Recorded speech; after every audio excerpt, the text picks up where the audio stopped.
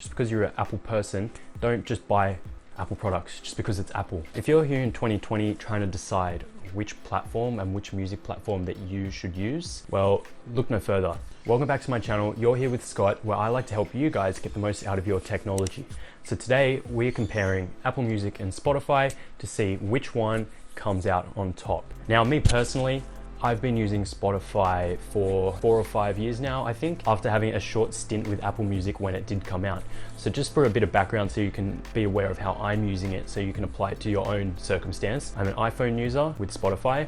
I use my computer behind me, my PC, to stream my music quite often as well, but primarily I stream from my phone, just so that helps you out and gives you a bit of context behind my review here.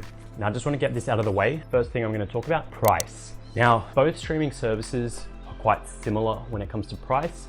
In the United States, in US dollars, I believe it is $9.99 for each per month. However, you can get a $4.99 student discount if you do study and go to college or university or something like that. And that is also available in Australia here, where it is $12.99 per month for either, and you also get a $5.99 price if you're a student. Now, the interesting thing here when thinking about price is that Spotify obviously comes with the free version, and that's something that people fail to remember when they're comparing costs. So you can actually listen to a lot of music for free with just getting some ads and not being able to skip so much on your phone. So that's just something to keep in mind. If you are looking for a service, just get Spotify for free and just try it out for a little bit. There's really no harm there. In terms of Apple Music, one thing that people don't really notice is that there actually is an annual discount. So you can buy Apple Music for, I believe, $100 for the year, or I think $80 if you're in the US. And essentially, basically, you're saving $20 either way. Whatever country you are, you're saving 20. So really, you're getting, I guess, 2 months for free if you pay annually. So that's just something to keep in mind. So Apple Music does come out a little bit cheaper if you do it that way. Otherwise, Spotify has the free version. So kind of even in price. So it's not something that really sets one apart from the other, but I just wanted to get that out of the way at the start. Now, in terms of the music library, Apple Music boasts 50 million songs, over 50 million songs. That is a lot of songs. Now, Spotify has 35 million. And you might think, oh gee, Apple Music has more songs, I better just go with Apple Music. No, that's silly, don't do that, because most of the songs are on both. I'm sure any of the mainstream songs, like unless you listen to something that nobody's ever heard of, basically, even you'll probably still find it on Spotify anyway, but unless there's just something that is just missing that you can't have, then don't really look at this, but it's just something to be aware of. Apple Music also has iTunes included, obviously, so if you have music that isn't on any service and you say own a CD or you have a copy of the music for some reason, you can import that, and Apple Music allows you to do a cloud sync between all your devices. So whatever you import, you can listen to anywhere. Spotify does not have that feature, so that is something that does set Apple Music apart, but this is not something that's a big deal to me. I'm not sure if it is to you, but keep that in mind if you want to do imports. Most streaming platforms do have over 30 million plus songs now anyway. It's basically the benchmark and the standard. You know, as they say, it's not the size that matters, is it?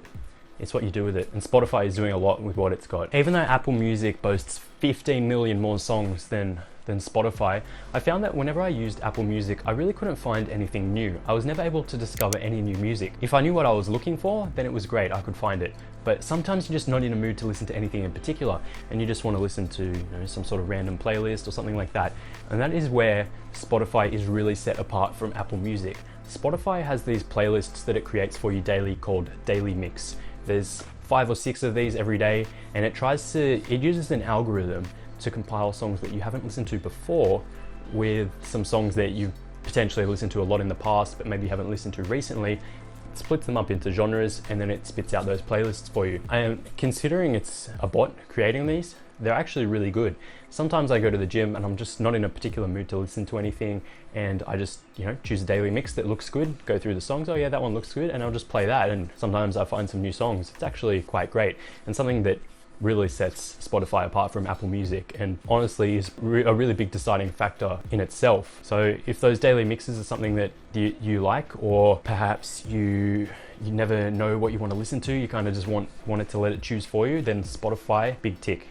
Honestly, Apple Music, for a service that is boasting 50 million songs, I mean, the suggested playlists and suggested songs, and the browse features, it's just really not that good. Now, when it comes to the interface, Spotify is miles ahead in terms of compared with Apple Music.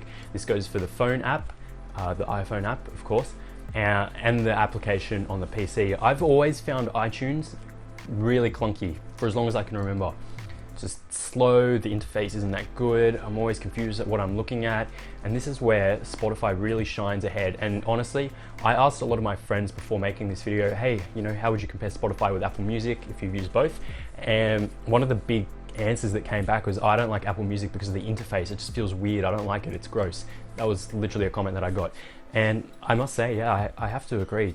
I think a lot of people tend to see that as a big pain point, and I think it is, if not the biggest factor of why people are choosing Spotify over Apple Music. I mean, when you look at the Apple Music interface or the iTunes interface, as soon as you go in to browse, you're thrown about 50 million playlists in your face, and it's quite overwhelming for somebody that doesn't know what they're looking for. Giving them so many options is just, it almost makes you not want to pick any of them because you just don't know where to look. Your eyes are just going all over the place.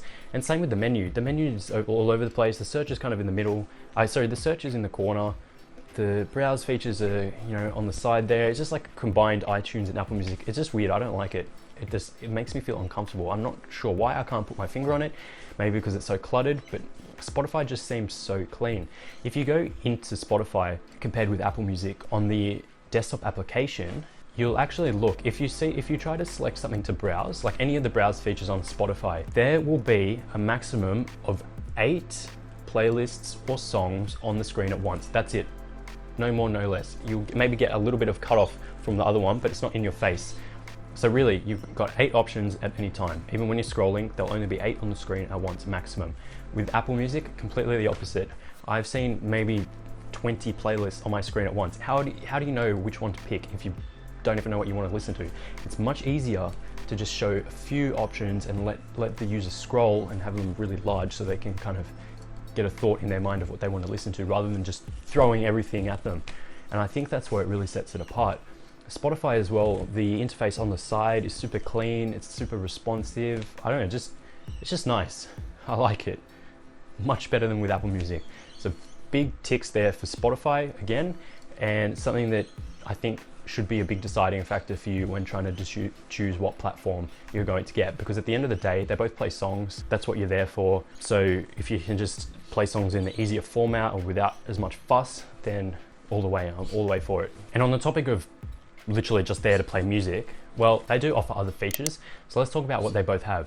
So Apple Music, on one hand, does give you the lyrics for all songs, and that is something that they do very well. You can go into the song and just check the lyrics for it, something that Spotify doesn't do anymore. There used to be third-party add-ins that you could get for Spotify that would do this, but now they have a deal with Genius, who does lyrics and meanings. So what you'll get on some songs is you'll get a little bit of a, I guess, commentary or insight from the artists themselves, and it will have some of the lyrics there, but you can't just go and look at all the lyrics. Apple Music, on the other hand, it just simply has a list of all the lyrics. So if you want to do a sing-along, by all means, go for it. Apple Music all the way.